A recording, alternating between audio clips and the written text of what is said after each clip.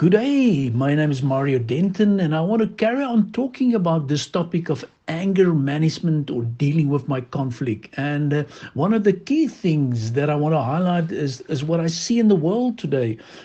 People are not treated with respect, or there's not always a sense of belonging, or they don't treat people equally. Or I see that there's not always open and honest two-way feedback, and people don't receive recognition. So, and then why all these type of things? Because with conflict management, there's always an irritation, and then there's an annoyance, and then there's a lack of justice, and then you want to do something that you believe it's the right thing to do, and there's even sometimes more irritation, and you want to keep on doing it because you want to fix this. And then there's an explosion of emotion. So what are we saying with all this conflict management, and how do we deal with that? You've got a couple of options, but I'm going to give you the solution to it, because sometimes you can suppress it. Suppress means you try to control your anger. And yeah, it's not always easy. The second one is you can repress it. In other words, it's like blocking it to a certain extent. So the first one is suppress, the other one is repress. Then you can express it. But in other words, let's speak the truth. And there's a place for that, but sometimes it could be an unhealthy ventilation on other people, and that could cause a lot of tension. But there's a place for that. And then there's another one, confess it. But the other would say, listen, I've done some wrong. I want to be honest. I even ask your forgiveness, and this is the reason why. But I want to move on to what I believe it's a great character quality, because last time we looked at alertness. Now, the second one that I want to look at is let's be attentive.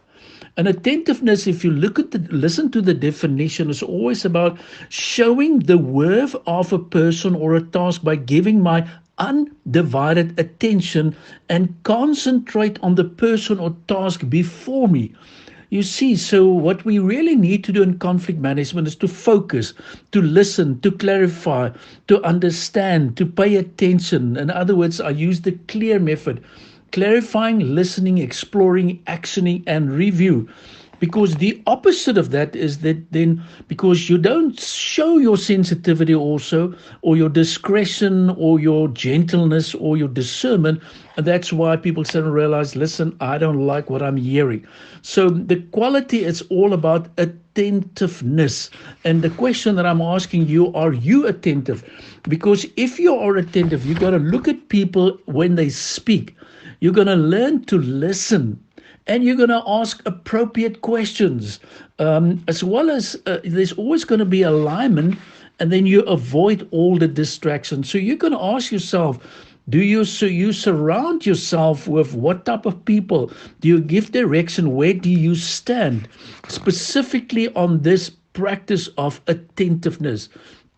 And for me, always, when you want to understand it, keep on asking you questions like, who am I? Where am I going? Which factors make me unique? These are part of what I call attentiveness. And remember again, the opposite of attentiveness, that is distraction. So when you work through the notes, ask yourself, are you attentive? Yes or no? Look at the way you communicate. And these are some practical thoughts, because if you are not giving attention to this, I know what's going to happen. So with specifically attentiveness, you can build better teamwork, you can maintain motivation, you can connect even better with people, you're going to make adjustments, and it's going to have a huge impact on the way you're dealing with conflict. So that is my session number 2. It's all about attentiveness.